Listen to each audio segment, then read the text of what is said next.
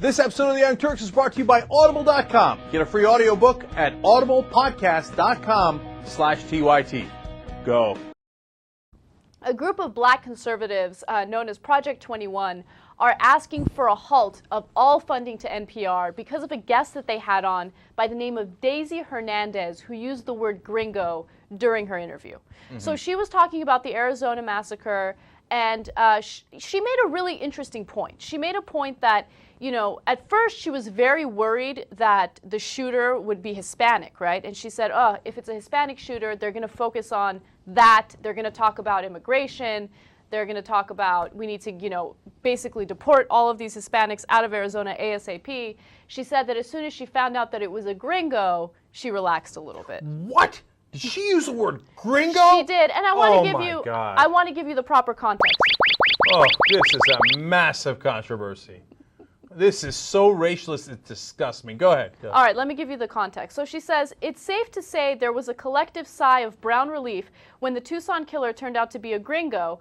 Had the shooter been Latino, media pundits wouldn't be discussing the impact of nasty politics on a young man this week. They'd be demanding an even more stringent anti-immigrant policy.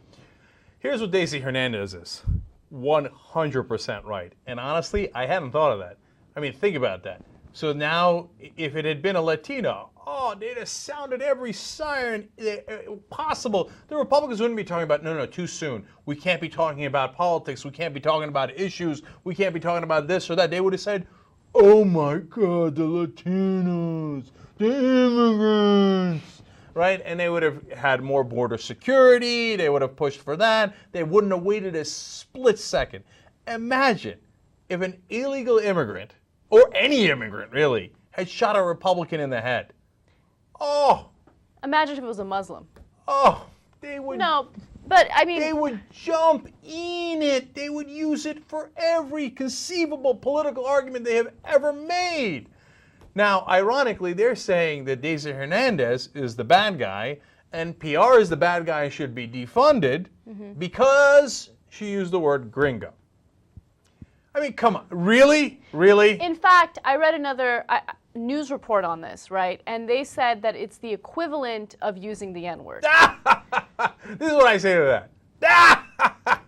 Get out of here, man. So, okay, be real, be real. If you're a white guy out there, have you ever actually been offended by the word gringo? Okay, did anybody who was going to come do you harm or beat you down or do whatever you were going to do say, oh, you damn gringo? Look, I'm sure it's happened in the country, what, 3 times? Okay, the other word was used, what, thousands of times as they did vicious violence to blacks in this country, and you're going to equate that to gringo, which is largely a joke? Let me ask the gringo we have here. Andrew Napier, okay, are you grossly offended, and, you know, just answer us honestly, by the word gringo? No. Yeah, there it is. No. Okay, this is a joke, man. No, but seriously, let's really focus on what the real issue is here, right? It's not a group of white activists who are like, what the hell, we're so offended. It's a group of conservative black people, right? So all of a sudden they're offended because a Hispanic person called white people gringos. Yeah, why are they offended? Because they're looking for nonsense. Why? Their ultimate objective is not about Daisy Hernandez. They couldn't give a damn about that. Or the word. They're not really offended. Their objective is destroy NPR. Right. Remember, NPR fires Juan Williams. Yes. And Republicans and conservatives have been on the warpath ever since. Remember, they destroyed Acorn. They defunded it, and it's wiped off the face of the earth, right? Even though Acorn did not break any laws, all investigations cleared them, et cetera, now their new target is NPR. And as I read this, I thought, you know what? Of course they're going to succeed. No. I'd be shocked. That is so unacceptable. I'd be shocked. I love NPR. I won't allow it. No, I'm not pounding the gavel. I'm not saying it's definitely going to happen. But I'd be really surprised if Obama didn't agree with them at some point. Because that's what he does. He can't help himself. If they attack enough, and they will, they've started this. The minute Juan Williams got fired, Fox News went 24/7 with this. They're continuing with every opportunity. NPR is evil, NPR is political, NPR is racist, whatever they want, right? Eventually, what's Obama going to do? What does he do every time? He buckles, right? So look forward to NPR getting defunded in the next 2 years. No. I'm not predicting it as it's definitely going to happen. But I'm saying watch out.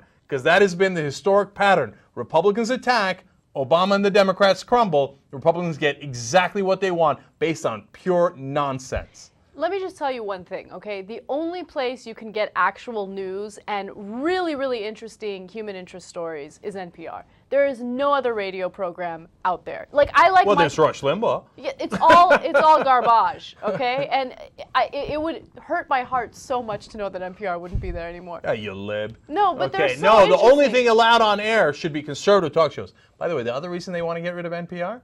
Because it's competition. It's competition to Rush Limbaugh, Glenn Beck, Sean Hannity, etc. And they want to get rid of it. And second of all, it's not that it's liberal, it's that it gives facts. They don't like facts. They want propaganda. They don't want facts. So they hate NPR for a great number of reasons. And this is their attempt to destroy it. Now, if there was a strong person who's president, and you say, oh, you're coming for NPR. Yeah, good luck with that, buddy. All right? But we don't have a strong president. We have an incredibly weak president. So Audible.com is the leading provider of audiobooks. In fact, they have over 75,000 titles. And you can listen on your iPod or your MP3 player. You can listen to it anywhere at any time. It's incredibly convenient. And they have books in every single genre imaginable. You can get a free audiobook if you go to audiblepodcast.com/TYT. Totally true.